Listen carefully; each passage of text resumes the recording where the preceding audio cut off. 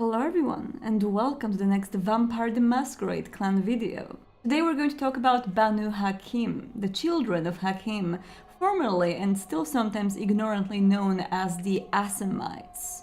The clan of judgment, the clan of judges, the enforcers of law, by some other people known as the clan of assassins, the merciless ones who hunt in the shadows, or sometimes as the clan of diablerists. What is the truth? I'm going to uncover it in today's video. Do not believe the stereotypes and think that all BANU HAQIM must come from the Middle East or they all have to be Muslim. Nowadays they come from all different backgrounds, and if I have to draw some pop cultural references and tell you which characters known to many would make excellent BANU HAQIM, I would say Rorschach from Watchmen, Batman, maybe the Avengers, the superheroes and anti-heroes who believe that they know what is righteous and that they can alone deliver the punishment to those who are guilty. That's ultimately what every BANU HAQIM believes, that they know what is right and what is wrong, and they can deliver the eternal punishment to those who are wrong. Killing for justice, killing for greater good. The world will never really run out of the guilty people to hunt, so BANU HAQIM's job is secured for eternity. Historically, to best deliver their justice, BANU HAQIM remained factionless. This changed a little bit in the modern days. Ur-shulgi, their ancient Methuselah, has woken up again and broke the curse which was casted upon the then known as Assamites by filthy Tremiers. To punish the then known as Assamites, Tremere made them unable to drink vampire blood, to drink vitae, which turned poisonous to them. Something that defined BANU HAQIM for ages, the lust for vitae and vampire blood, because all the guilty deserved their blood being sucked from their veins, obviously. ur-shulgi broke that curse with his awakening, and oh boy, BANU are hungry. Now, not all of them want to follow their ancient Methuselah in a crusade to destroy all kindred of other bloodlines. Those orthodox, very much old-school BANU HAQIM cling to ur-shulgi in Alamut, and they dabble in blood sorcery and a lot of other tools at their disposal to bring their vendetta to all kindred of other kinds. Now, this doesn't really work well with a lot of other BANU HAQIM who don't feel that this is really their destiny. Or they have just a different approach to the whole righteous justice. Originally, the children of Hakim were very much divided into castes. Nowadays, this division is not very much up to date, but some of its remnants still are there and are shown in how different the BANU HAQIM can be. Nevertheless, the Islamic caste of warriors and viziers were embraced long after BANU HAQIM abandoned their bloody occultish pasts, at least in majority. They fled from ur-shulgi and from Alamut and joined either the Ashira, the Islamic faithful faction of kindred in the Middle East, or the Camarilla in all the other places. And to ensure that admission, three things had to happen. First of all, Bruja left the Camarilla, leaving a lot of space open. Second was the fall of the Tremere chantry in Vienna, which made Clan Tremere fall into shards, shatter into three different houses, and by majority losing its power and influence in the Camarilla. As you can probably already assume from the whole curse thing, Tremere and BANU HAQIM, they don't really get along with each other very well. And the third thing was, of course, the meeting, which happened in between BANU HAQIM and Camarilla, during which the papers were signed and the pact was sealed. Now, there are two things on this list that might have been a bit affected by BANU HAQIM, let's say. First of all, the fall of Tremere in Vienna. There are some rumors out there that it was BANU HAQIM who hinted the Inquisition about where exactly the chantry is. And it was ultimately their fault that Tremere have fallen. And the second would be the meeting itself. So this happened on the same exact night as the meeting in between the Ministry clan and the Camarilla. Ministry is the clan I covered before, and I talked a little bit about it there too, so if you want to check the video, it's the previous one, that will give you more information about the snacks. Now, BANU are not in very good cahoots with the snacks either. If you would to interpret the very basic rules of what Clan Banu Hakim is about and what Ministry are about, they are very much the opposites. As much as Clan Banu Hakim is about the code of conduct, the law, the convictions to which one must cling or else is deemed guilty, Ministry are all about breaking that law, going out of these convictions. So yeah, they do not work very much well together. And when these two meetings happened, one of them blew up, quite literally. There was a terrorist attack in the hotel in which the meeting between Camarilla officials and the ministry took place. Few of the Camarilla jesticars died on that meeting, and it was blamed on the ministry themselves. Which might be true, to be honest. This is a very valid theory, but another valid theory is that, well, Banu Hakim had an absolutely unaffected meeting on the same night, and they might have steered ministry away from the Camarilla by planning whatever happened in the hotel. Anyway, it ended up with ministry being casted away to anarchs and Banu Hakim having a very nice warm spot for themselves in the Camarilla. The union right now is real, and it hasn't been sealed only by that meeting alone. Camarilla faction and Ashira faction, which I mentioned before, sealed their union by the Vermillion Wedding, the arranged blood marriage in between Toreador Victoria Ash and Banu Hakim called Tigerius. They drink from each other's veins, sealing a blood bond in between each other, which is of course not a guarantee for a successful relationship and can end up in very violent jealousy, but it's pretty much a very solid way to ensure the loyalty to each other, at least for some time. Eternity is a long time, so no one really knows what will happen in that long of a run. But we can be pretty sure that the Vermillion Wedding sealed the fates of Camarilla and Ashira as being together for at least some considerable time. Now this, I feel, explains the modern situation of Banu Hakim, but what they are exactly all about. All children of Hakim follow a strict code of some kind. A set of rules that they either establish themselves or just existing rules that they very much believe in. This can be the Methuselah's ur-shulgi's blood laws. This can be the Islamic religion or Catholic religion. This can be a personal vendetta or American Constitution. Whatever kind of a code Banu Hakim is trying to obey to or trying to make others obey to, they treat it as sacred. There's of course an uncomfortable part to this whole justice seeking, as of course no vampires are truly heroes. Banu Hakim are made to seek the guilty, and ultimately who is the most guilty of them all?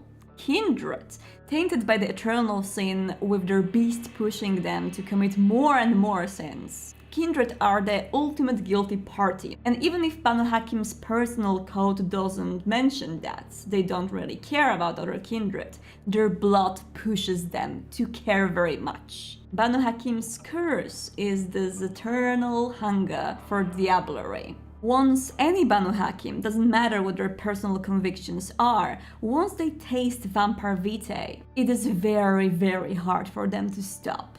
Mechanically, it actually works as trying to avoid the hunger frenzy every time they taste the vitae. And the only way out of the hunger frenzy is to bring your hunger to zero, to kill the victim. So in that case, that would be diablerie.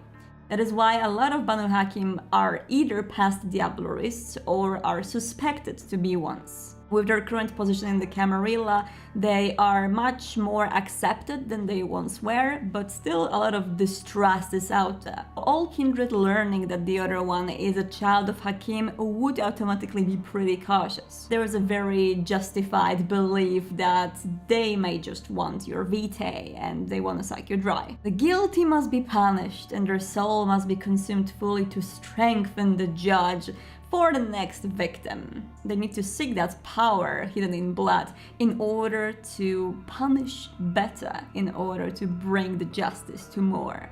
Now, of course, Banu Hakim have their roots in the Middle East, and a lot of them are Muslim. And this is, of course, not a universal rule. By the rule of thumb, we would say that the most ancient Banu Hakim are the blood cultists of ur-shulgi.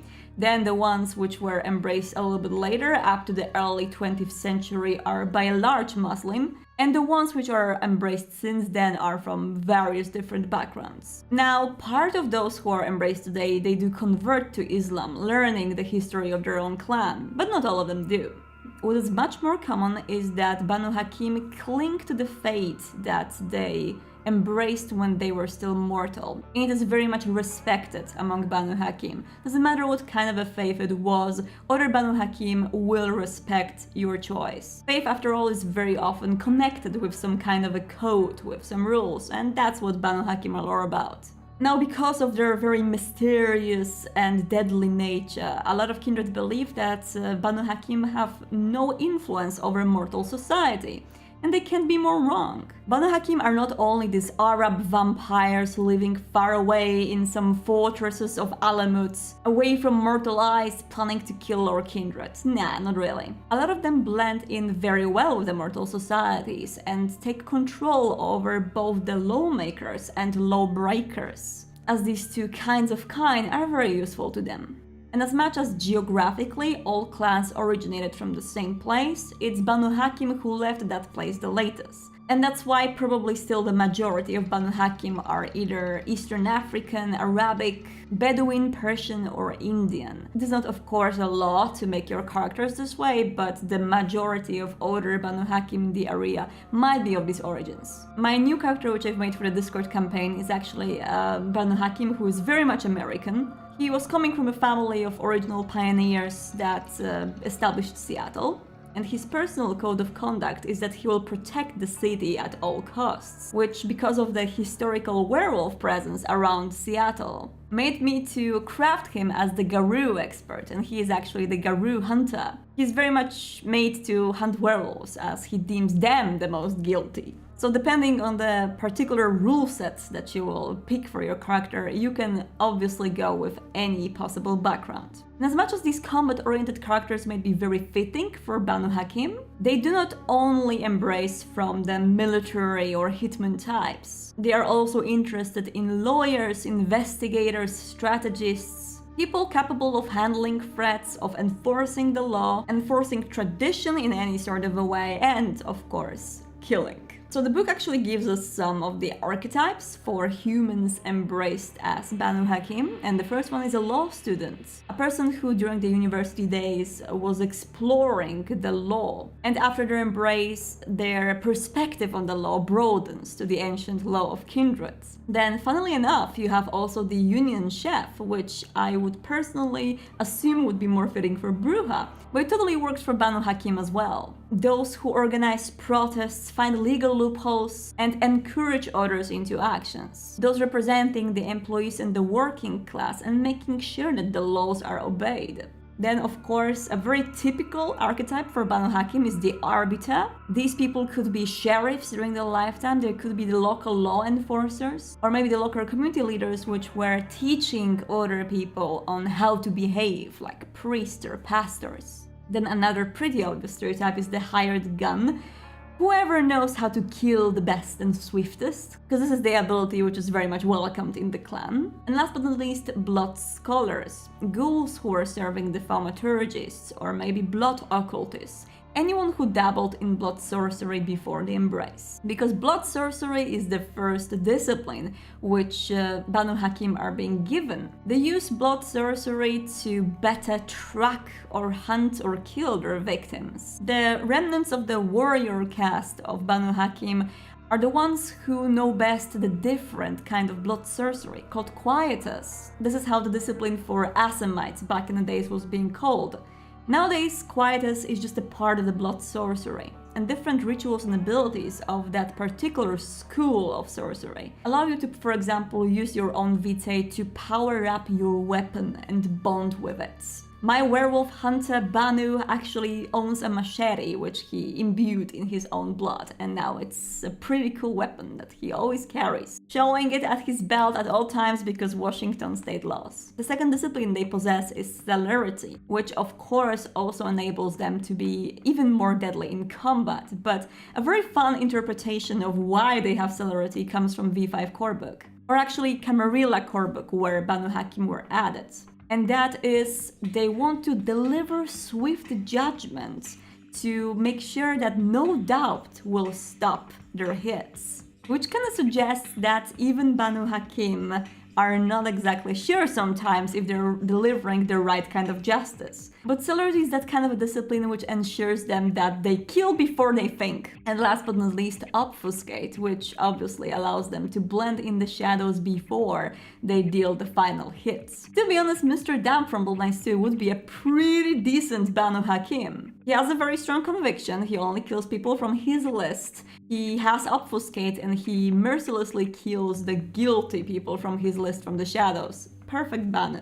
As for their curse and compulsion, I've already mentioned the curse. They find it very hard to stop once they taste the kindred vitae.